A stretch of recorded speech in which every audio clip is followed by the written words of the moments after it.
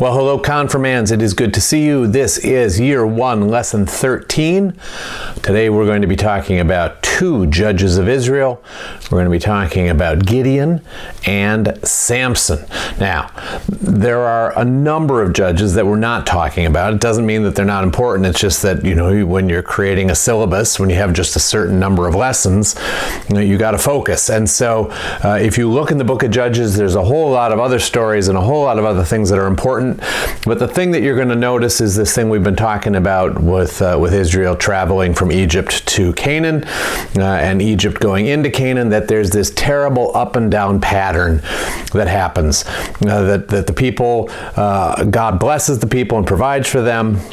And they're grateful for a little while, but then they forget and they start worshiping other gods. They start not keeping God's commandments.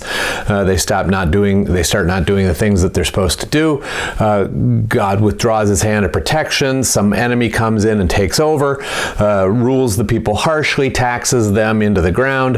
The people remember what they're supposed to be doing. They cry out to God for rescue. God lets them experience the discipline for a while, and then God will send them someone to help them, to rescue them, to lead them back, and then God sets them free. And then there's this person that's at the top of the next wave. Now that's a judge. Usually it's the person that helped them get out of their captivity, and then God works through that person. That person becomes the leader of Israel for as long as they live. Usually men, but there were female judges too. Deborah is an example of a female judge, and if you're looking for a particularly bloody girl power story, Deborah would be the one that you're looking for. It ends with a woman driving a stake through the head of an enemy general while he sleeps, pinning him to the ground with a stake through his temple like a bug. If that sounds interesting, then the story of Deborah might be for you. At any rate, so we got these judges that are taking over. As someone asked in one of the classes, I think it was the live class, who takes over for Joshua? There isn't really a general military leader that takes over after Joshua. We go into this period of the judges. And again, today we're going to talk about two of them, not the most important, but stories that you should know, Gideon and Samson. So, before we get to Gideon's story, the people of Israel had sinned. They'd forgotten about God. They'd started worshiping other idols, and God withdrew his protective hand, and a neighboring group, the Midianites, started encroaching on Israel's territory. I mean, first they just let their animals graze, and then they started stealing from Israeli vineyards and fields, until finally the Midianites are taking over the cities, and the people of Israel are hiding and living in caves and hiding their food, so the Midianites won't eat them out of house and home. And so during this time, the people remember, oh man, we were supposed to be worshiping God and not worshiping Baal. At this time, Baal was the idol that they were worshiping. That's spelled B-A-A-L. But, they remembered. And so God sent a prophet to them to tell them that God hadn't forgotten them, and that if they cleaned up their act, that God would remember the promises and restore them and keep them. And the people thought that was very good news, but, they were still scared. So there was a young man named Gideon, and he decided one day that he was going to do some secret threshing. Remember, when you in this time, there's not automatic threshing equipment. There's not automatic grain separating equipment. You'd take grain and you'd beat it on a hard floor, and then you'd throw the grain into the air, and the chaff, the husks would blow away, and the grain would fall to the ground. So he's doing some secret threshing so the Midianites won't take his food, and an angel appears to him, and it freaks him out. He's not sure it's an angel yet, but this guy suddenly is standing there, and this visitor says to him, God's chosen you to free Israel. And Gideon says, okay, well, that's dumb. My family is one of the least important families in the smallest tribe, and I'm the youngest member of the family. You got to be talking about somebody else. And the angel says, well, God's with you. It's going to be you. Gideon wasn't born born yesterday. He still thinks this is ridiculous. And so he says, I'm going to need a sign. Hang on one second. I'm going to go get you something to eat. Will you stay? And the visitor says, yes, I'll stay. So Gideon goes and he gets some meat and some bread and some broth, brings it back to feed the visitor. And the visitor says, just put it on that rock over there. So Gideon puts the food on the rock. The visitor says, pour out the broth over the food. Gideon does that. Seems like a terrible waste of all the food. The visitor touches the rock with his staff. Flames burst up, consume the food. Gideon looks up and the visitor's gone. And Gideon is now aware that he's been talking to an angel and he is freaked out of his mind.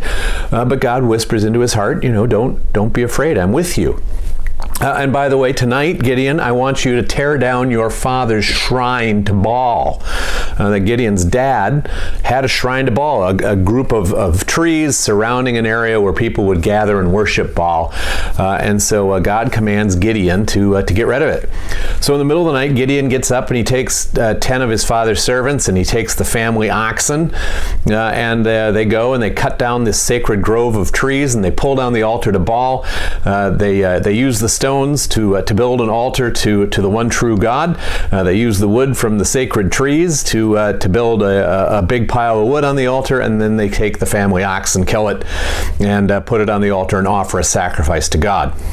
Now, when the townspeople come the next morning expecting to do their Baal church, and they see an altar to God and the remains of an ox, going up in flame, they are mad, and they want to know who did it. They do some checking around. They figure out that it was Gideon that did it, and they come to his father's house and they say, "Give us Gideon. We're going to kill him. He cut down our church and messed up our worship of Baal." Gideon's father, did have this sacred grove, but he loved his son an awful lot, and he said to the people, "I'll tell you what, if Baal's mad, let Baal deal with Gideon."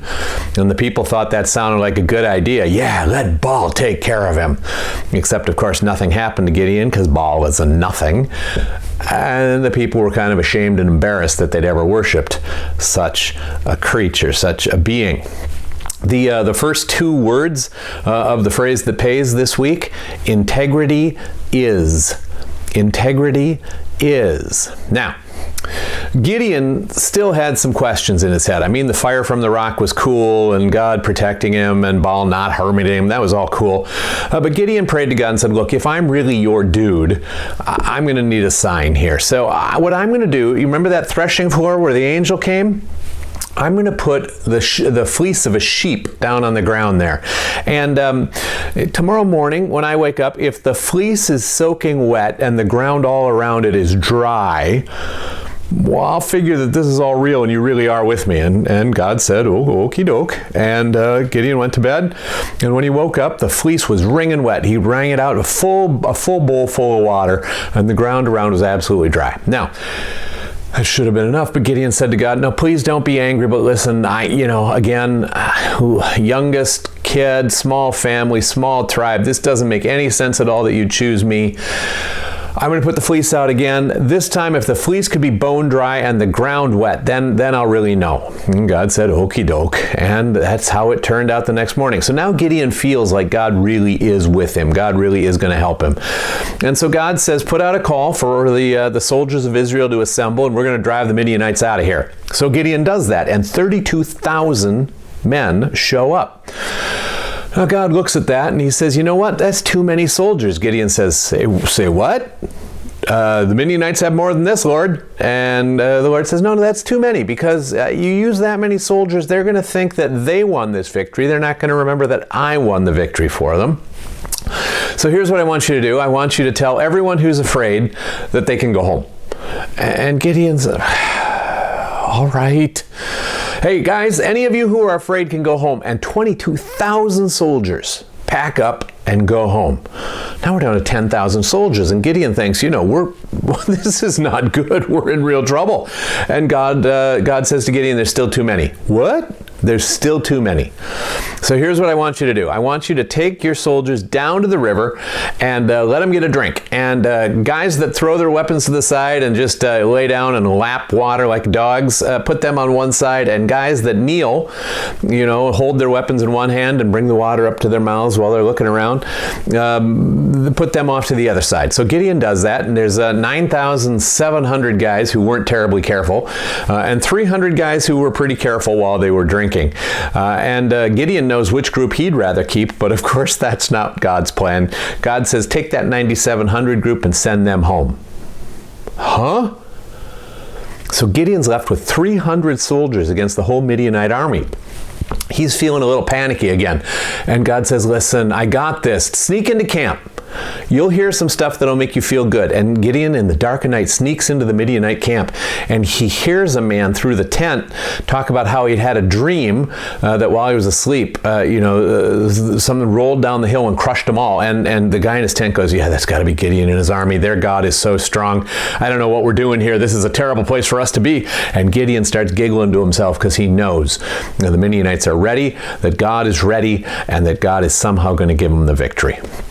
So Gideon calls his 300 soldiers together. He gives each one of them a trumpet, and he gives them a torch that is concealed by a clay pot. A little bit of air so it doesn't go out, but not enough that it can be seen. So it's just smoldering there in the pot.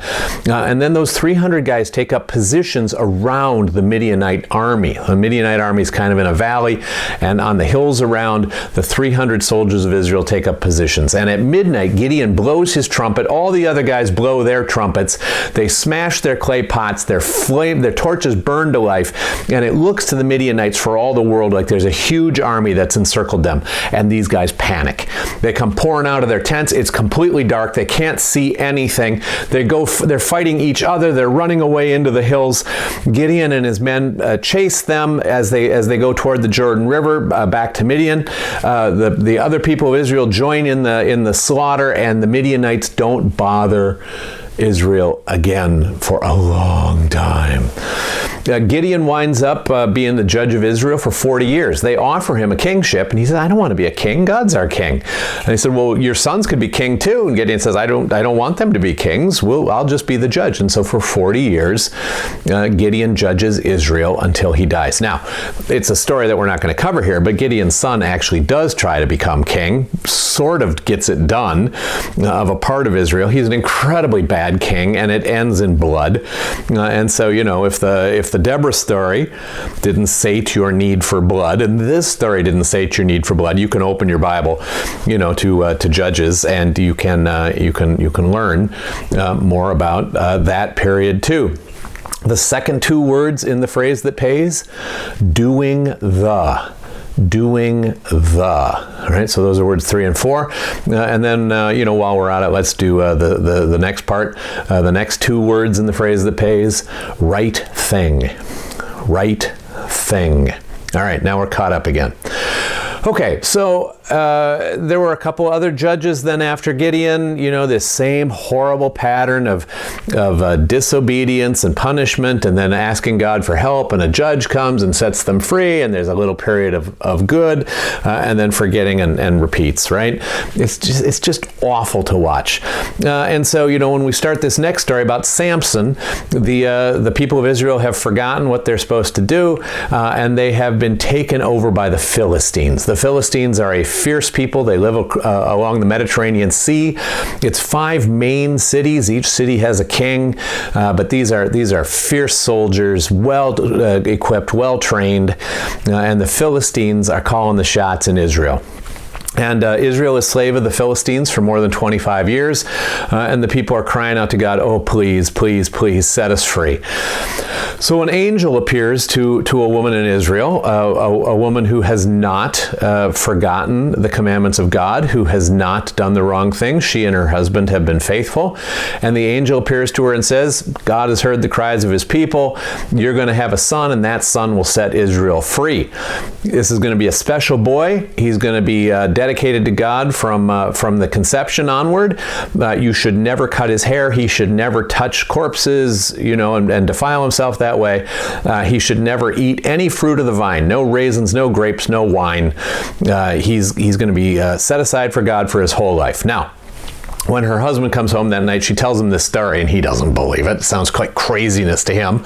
So he prays, God, if it really was an angel who talked to my wife, could you send him back, please? Because this is a crazy story. The angel comes back the next day and again appears to the woman. She says, hang on, I got to run and get my husband. She runs out to the field, drags her husband back in. The husband says, you're the one that talked to my wife yesterday? Yup. Well, what's the story? And the angel said, I told your wife yesterday what the story is, but because I'm here, I'll tell you again, you're going to have a kid. He's going to be special. Don't cut his hair. No fruit of the vine, no grapes, no raisins, no wine. His whole life he's going to be set aside for God. He's going to set Israel free. So, that's pretty good, and they're pretty happy about that. It's called being a Nazarene when you're set aside like that. The next two words in the phrase that pays, even when. So this little boy is born, and they name him Samson, and he grows up, and he's a headstrong kid. He has his own sensibilities, and he gets into a lot of trouble, and he is wicked strong. He is just fiercely strong. Now, as he grows up, he doesn't want to do what his parents want him to do. Instead of marrying a nice Hebrew girl, he decides he wants to marry a Philistine girl. He falls in love with this Philistine girl. He tells his dad, get her for me. Dad says, why don't you pick a nice Hebrew girl? I don't want a nice Hebrew girl. I want that girl. And so, his dad meets with her dad, and they set the bride price, and they agree, and the whole deal. Meanwhile, Samson is walking over to see his girlfriend from time to time. And one time when he's walking to see her, he's a young man now, when he's walking to see her, he's attacked by a lion, and the Spirit of the Lord comes upon him. He's filled with superhuman strength. He grabs the lion, and he rips it in two with his bare hands, and he throws it to the side of the road. Goes and sees his girlfriend. Well, time passes, and it's time for him to get married.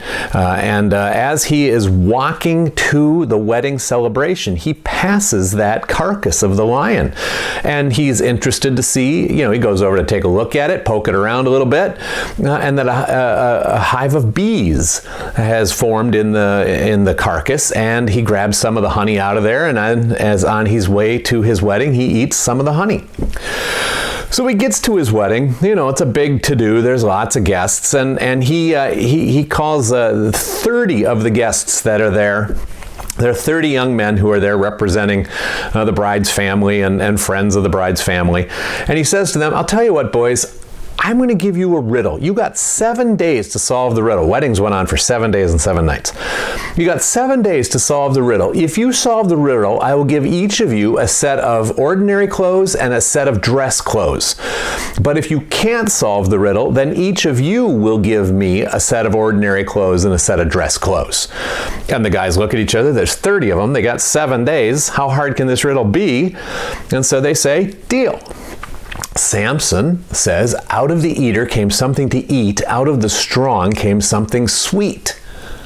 What am I talking about? And they have no idea. They puzzle and they think, and they puzzle and they think for several days, and they got nothing. And they go to the woman and they say to her, did you invite us to your wedding to ruin us financially?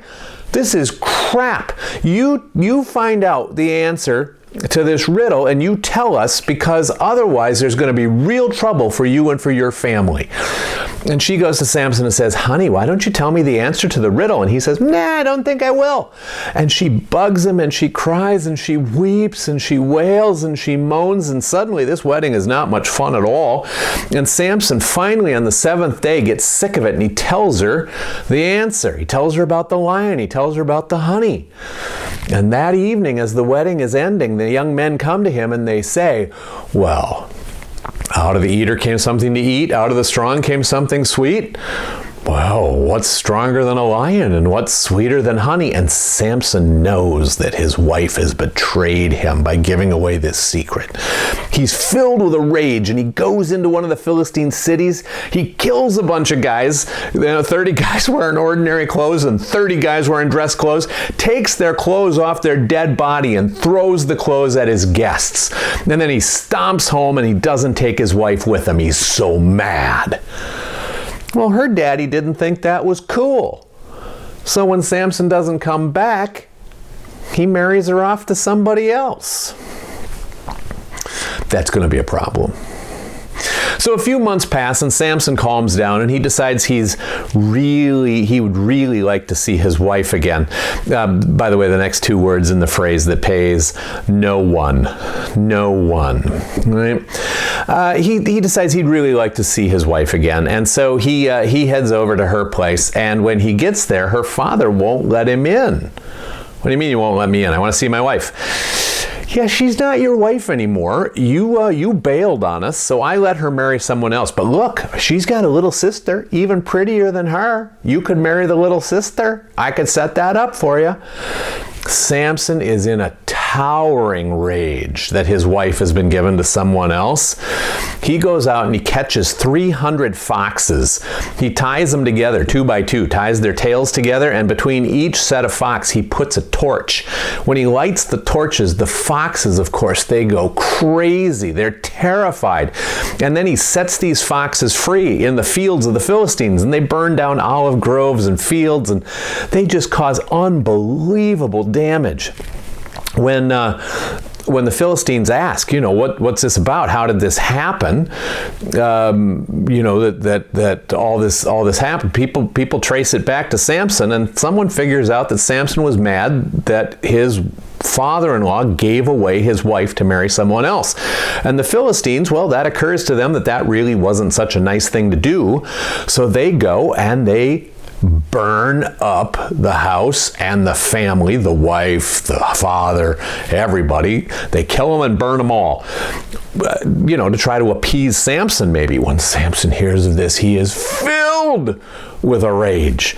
And again, he goes on the attack. And the Philistines don't know what to do with him, so they call the army together and they march into Judah. It's a tribe, it's an area of land, to get Samson. The men of Judah see this army coming. They go, hey, guy, what do you guys want? They say, we're here for Samson. And the men of Judah say, look, if we get you Samson, will you not kill anybody here and break anything? Deal. So the men of Judah go to Samson and they say, look, bud, we're all about killing Philistines. It's a great thing, but now we got a problem. The army is sitting in our land and they want you. And Samson says, if I surrender myself to you and let you tie me up, will you deliver me alive to the Philistines? Will you not kill me yourselves? And the guys say, we don't want to kill you. Sure. So they tie Samson up and they bring him to the Philistines. All right? As soon as the Philistines take possession of him, the power of the Lord comes upon Samson. He breaks those ropes as if they were threads. He picks up the jawbone of a donkey that's laying on the ground and he kills 2,000 guys. He just goes, he's a killing machine. And he goes through the Philistine army, like the angel of death. Right?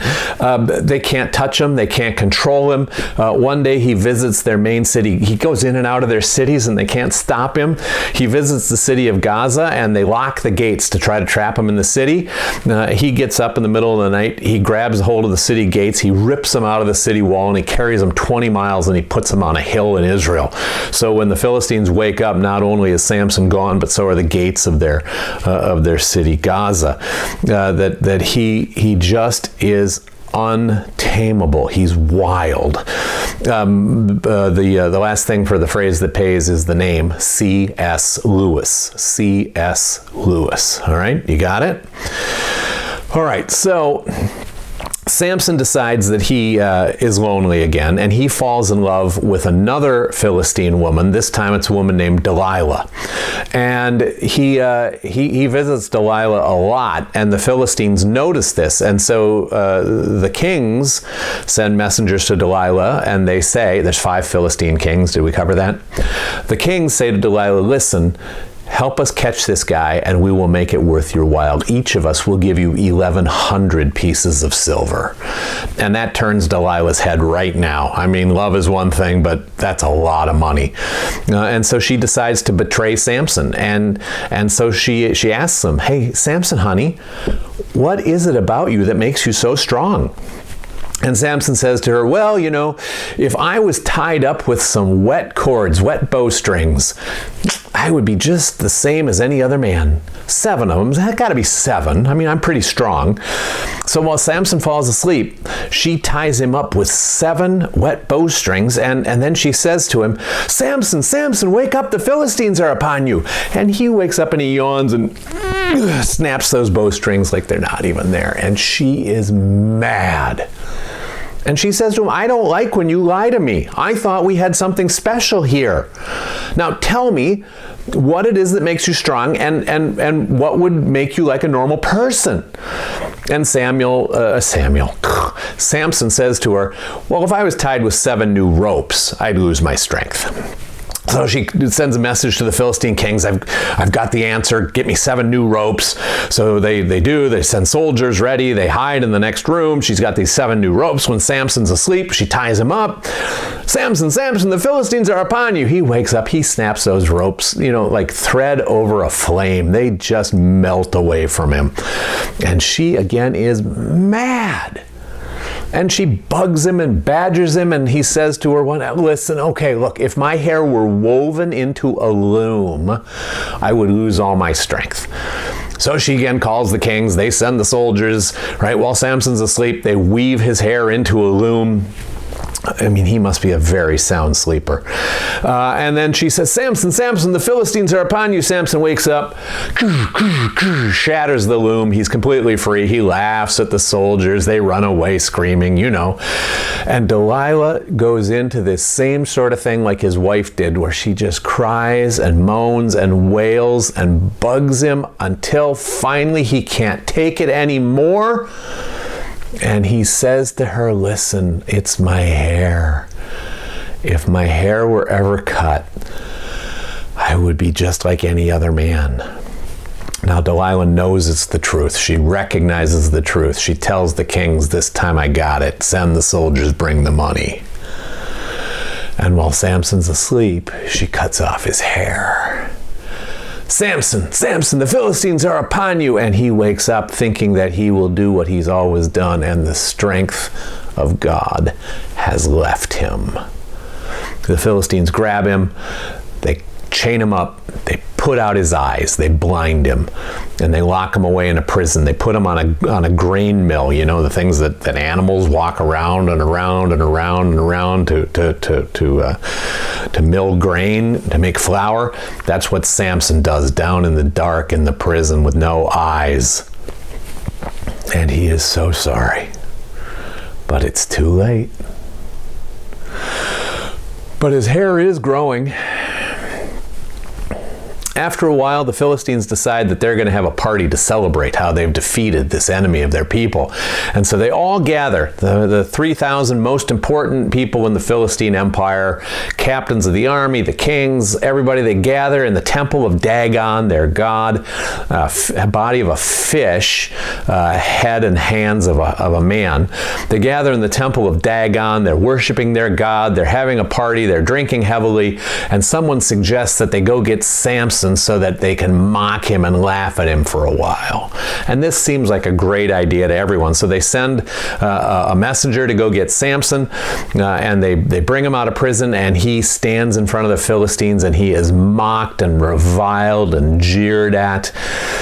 And he prays in his heart, God, just one more time. And he asked the messenger who is leading him around to take him to the main pillars of the temple. That, sure, why not? Then more people will be able to see him and laugh at him. So the messenger takes him to the main pillars, and Samson grabs those 2 main pillars, and the power of God fills him one more time. He pulls those pillars, and the whole temple collapses. And he kills more people in his death than he did while he was alive.